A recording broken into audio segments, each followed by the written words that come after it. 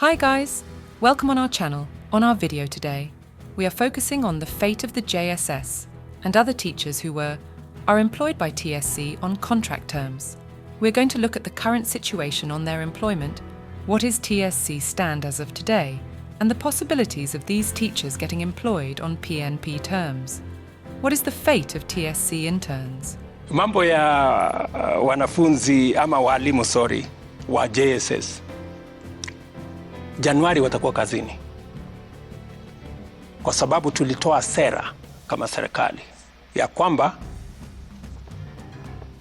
sectors zote kabla ya kuajiriwa Permanent and Pensionable unafanya kazi internship miaka miwili.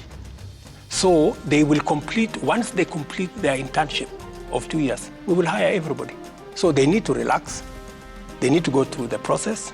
They will have the first priority when we hire teachers after the internship. And we are not doing internship only with teachers. We are doing internship with many other sectors. In fact, we've just gotten a cohort of interns at the public service, because internship is part of the learning process and the job process. So our interns that are doing a wonderful job as teachers, they need to relax. Nobody is going to take their place in January. So they'll be what? They will continue to complete. Yeah, they will continue to complete their internship for 2 years. 2 years, which is a government policy, okay. And that is understood. After the 2 years, they will be hired as we absorb others into internship to graduate slowly like that. Are they going to be employed soon or not? Before we getting into further details, we request you to subscribe to our channel if you have not. Like this video. Do not forget to write a comment for us and other followers of this channel. What is the condition right now? President William.Ruto's recent assurance to junior secondary school, JSS interns about future employment has sparked both relief and concern within the teaching community. In a media roundtable at State House, Nairobi, the President emphasised the government's commitment to a 2-year internship programme for these teachers. President of Kenya.Ruto's pledged a 2-year internship journey. He outlined the government's practice of requiring JSS intern teachers to undergo a 2-year internship before transitioning to permanent and pensionable (PNP) employment terms. President William.Ruto urged the interns to remain patient, assuring them that come January, they would commence their internships with a guaranteed path to employment thereafter. Internship process across all sectors of government. It's clear that it's not just the education sector grappling with internship intricacies. The government is extending the internship process to other sectors. President William.Ruto highlighted the recent cohort of interns at the Public Service Commission, emphasising the role of internships in both learning and career development for future competence in their area. Teacher Service Commission promised 1-year contracts and renewals for JSS intern teachers currently operating on 1-year contracts are facing uncertainty despite their substantial workload. We got shocked when we heard from the Commission that it was planning to renew our contract. We are saying that we are not going to renew that contract. It is against the law, and the stipend that we are being given is too little to sustain us in this economy. We are very categorical that if our contracts will not be transformed into permanent and pensionable, come next week everybody that is teaching in the junior secondary school will be on the street. And that is a confirmation, and parents must be aware that nobody will be in charge, nobody will be teaching their children come next year, 2024. We want to tell TSC that please don't play with the children of Kenya. They will suffer. Imagine of a situation, you are sending a demoralized teacher to teach a Kenyan child. What do you expect? They were given letters telling them that they were going to serve as interns for 1 year. Unfortunately, 1 year is over. Now they're being told that their contract will be renewed. We are telling the government, those teachers, if you come to January, we are ready. We are going to urge all our colleagues to stand in solidarity with the JSS teachers that they must be turned to permanent and pensionable. We are very clear. Our internship is coming to an end this year on December 31st. We are hearing that they want to extend our contract up to 2025. We want to tell them very clear we are not ready for that. We are not going to extend this contract. According to our agreement, it was very clear. Yes. Actually, the letter is communicating very clearly to us. The contract should end at 1st of December, non-renewable. JSS power! JSS power! First one is confirmation of all our intern teachers. That one we are not relenting. Senior, even senior and junior, but mostly senior intern teachers to be confirmed. Secondly, we would like these junior schools to be domiciled in secondary schools. Thirdly, we want staffing. We need a lot of staffing. So we are urging the government, TSC, the Ministry of Education to move with speed and employ these teachers. The Teacher Service Commission hired these teachers on a contractual basis last year, and as they renew their contracts for another year, concerns about job security and lack of clarity, TSC is facing funding challenges. TSC Chair emphasised the need for government funding to ensure the confirmation of teachers after their 2-year internship. During the announcement of the TSC 2023-2027 strategic plan at the Kenya School of Government, TSC highlighted the potential demotivation among teachers in JSS if internships extend more than 1 year. Senators from Kenya Kwanza are pushing for an amendment to laws restricting TSC from hiring teachers on internship terms for extended periods. The proposal suggests hiring teachers on a contractual basis rather than permanent and pensionable terms to address budget constraints which is facing Kenya right now. However, this move is raising concerns about potential demotivation among teachers who are poorly paid and its impact on the education sector. Thank you very much, fellow Kenyans. I'm Babu Owino, Member of Parliament in Advocacy East constituency. Today, I want to talk about the plight of teachers in this nation. Primary school intern teachers are earning 13,000 Kenya shillings minus deductions of around 2,000 Kenya shillings, which equals to 11,000 Kenya shillings. While the junior secondary school interns are earning 17,000 Kenya shillings.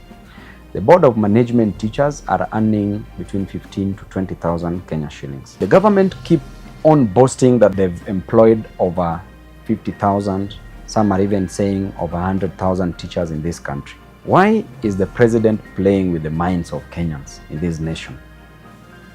Number one, the junior secondary school interns should be confirmed as permanent and pensionable teachers, should be paid their rightful amounts. You cannot pay a teacher 17,000 Kenya shillings. What will you do with 17,000 Kenya shillings? You have other kids you are taking to school, you need to pay your rent, you need to buy food, you need to take other children to school and pay for them from high school to university, and you need to invest also for the future of these children. What amount of money will you be left with? Will you even educate all your children? So teachers are suffering in this nation. Ruto should move with speed to confirm these teachers, the interns, to be employed on a permanent basis, permanent and pensionable basis. This is a country where people are joking a lot. You want to renew the teachers who are already interns, you want to renew their contract as being interns again. When will they get to be promoted? When will they get to be sure of their future? The future of this nation is very opaque under the leadership of the Kenya Kwanza government, William Samoei Ruto. You are a failure, you failed this nation. Teachers' salaries across the nation should be increased. The minimum amount of money a teacher in primary school, lower primary school, lower grades should earn is 50,000 Kenya shillings to a maximum of over 500,000 Kenya shillings. A teacher in junior secondary school should earn a minimum of 200,000 Kenya shillings to a maximum of between 500 to 1 million Kenya shillings.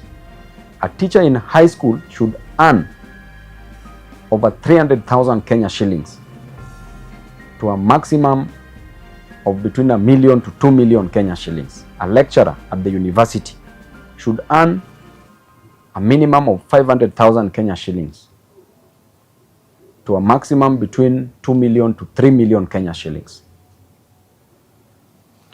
But in our situation, the money that we borrow, we pilfer it, we defraud it, we misappropriate it, we mismanage it. Therefore, as a nation, we need to know our priorities. Why are we leading this nation in a way that Kenyans don't deserve? Why are you punishing Kenyans? Ruto, you campaigned and you are very sure that you will deliver on your manifesto. Instead, you are now misrepresenting Kenyans instead of representing the interest of Kenyan citizens. Hii maneno ya walimu iangalie kwa makini. Usilete mchezo wa kazi. Asante. Statement on the fate of 46,000 junior secondary schools teachers and other teachers employed on contract terms. You have been aware there have been demonstrations by the JSS teachers. It is now 1 year since the inception of junior secondary school and employment of junior secondary school teachers on contractual terms to teach learners in grade 7, which is domiciled in primary school as advised by the Presidential Working Party on Education Reforms. Teachers Service Commission, TSC, has been mandated by our Constitution to ensure that our learning institutions are well staffed with teachers and with good working conditions favorable to both students and the teachers. These are teachers that receive a half, this one on CBC, receive a half of what their PNP teachers receive without, and they receive this pay without any medical cover, pension, and poor working conditions. It is high time that the Teacher Service Commission reconsiders its decision to renew the contract for these teachers and go ahead and confirm the total 46,000 teachers before the reopenings of schools in January to permanent and pensionable terms to avoid crisis as we go into the new year in January 2024. Na nafikiri if they can confirm our walimu 47,046,000, nafikiri itasaidia kustabilize kwa sababu haitakuwa na ile hata if 46,000 wakikuwa confirm, it will not satisfy the implementation of CBC. We want them to be confirmed so that when a new contract starts, it can go that. TSC CEO Dr. Nancy Macharia clarified that keeping teachers on contract for an extended period is not effective, and it will demotivate teachers who are already getting poorly paid compared to other countries. The next one, Chair, was about the recruitment of teachers. And at the Para 2.1, engagement of teacher interns under the teacher internship policy and guidelines of 2019 were noting failure by the Commission to recruit 6,000 teacher interns in July 2022 despite budgetary provision. That is the question you asked us. So at the 2.11, we are saying that the engagement of teachers into internship program is governed by the internship policy and guidelines 2019 and is in line with the government policy to equip graduates with practical skills and competences for the job market. And the teacher internship policy has the following 5 objectives, Chair, as you can see there, to provide structured and coordinated internship program for quality learning, job experience, and so on. Then to promote development and job competences, to establish standards for an effective internship program, to identify supply channels for appropriate skills to the teaching service, and to establish a database for unemployed teachers who have undergone the internship program. So the teacher interns are required to serve for a period of 12 months, which may be extended as the Commission may deem fit. And since the inception of the teacher internship program in 2019, the Commission has engaged 28,300 teacher interns. In the financial year 2022-23, the Commission was allocated a budget to recruit 6,000 teacher interns, 4,000 for secondary, 4,000 for secondary and 2,000 for primary. And additionally, then there was 5,000 for teachers on P&P. So upon analysis of this data, the Commission established that 8,230 teachers had either exited service or were projected to exit service by the 31st of December 2022 through natural attrition. This raised the number of vacancies on P&P to 13,230. And consequently, the Commission decided to conduct the recruitment of teachers on PNP terms so as to give unsuccessful candidates in the exercise an opportunity to apply to be engaged in the internship program. And the advert for the same was made in July 2022, and the teachers reported in October 2022. And thereafter, the Commission embarked on the process of recruiting the 6,000 interns, which coincided now with the presidential directive and National Treasury approval to commence the recruitment of 30,000 teachers for junior secondary and primary schools. And to this end, the Commission has embarked on recruitment of that 6,000 teachers, being the 6,000 interns and the 30,000 PNP as per the presidential directive. So do I go on? Because even 2.2 is still recruitment. And then we were to present the committee a comprehensive report on how recruitment had in the past been done. And Nancy emphasised the need for budgetary allocations to facilitate the hiring of more teachers. Macharia highlighted the existing shortfall of instructors in both primary and high schools. Senators argue that unions should not hinder the hiring of teachers on a contract basis, as it will make teachers more effective. However, teachers' unions stress the importance of fair employment conditions, advocating for a balance between contractual hiring and permanent terms.